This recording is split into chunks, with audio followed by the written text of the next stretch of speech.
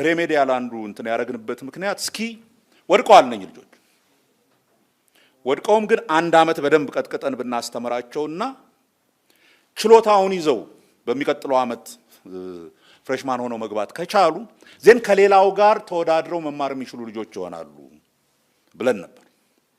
በዛም ምክንያት እንደውም መጀመሪያ ላይ 30% እዛው ኮሌጅ ውስጥ ስለሚማሩ 30%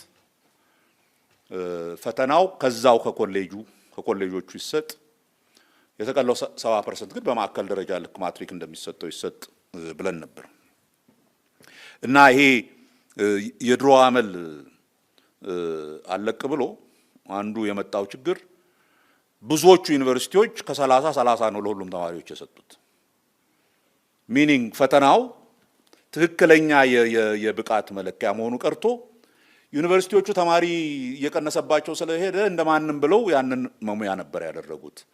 ለጠየቁ ሰዎች የምትላቸው 100% ያደረግነው ቢኮዝ ዩኒቨርሲቲዎቹን ማመን ስላቃትን therefore ከማከል ሁሉም እኩል የሆነ ፈተና ቢፈተን ይሻላል because at the end of the day የምንፈልገው ጥራት ያለው ተማሪ እንዲገባ እዛ ቦታ ላይ የቀየርነው በሱ ምክንያት አንደኛ።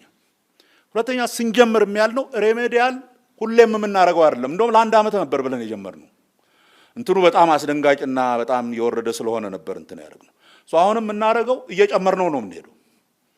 በሬሜዲያል የሚገባውን ተማሪ የመግቢያ ፈተና የመግቢያ ቁጥሩን ከፍ እያደረግነው በተወሰኑ አመታት ሬሜዲያል የሚባል እንዲቆም ነው የምንፈልገው። ሬሜዲያል ያቋሚ የሆነ የማስተካከያ እንትን አይደለም። ስለዚህ ይሄ በኮምፒውተር ተበላሽቶብን ምናምን ይሁን ተውና አልፏል።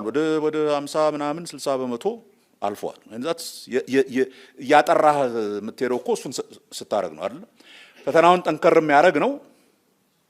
ፍሬሽማን ሲገቡ ከሌሎቹ ይሄ 12ኛ አሁን ዘንድሮ አልፎ ከሚገቡት ጋር ተወዳዳሪ ሆኖ መኖር እንዲችሉ ነው።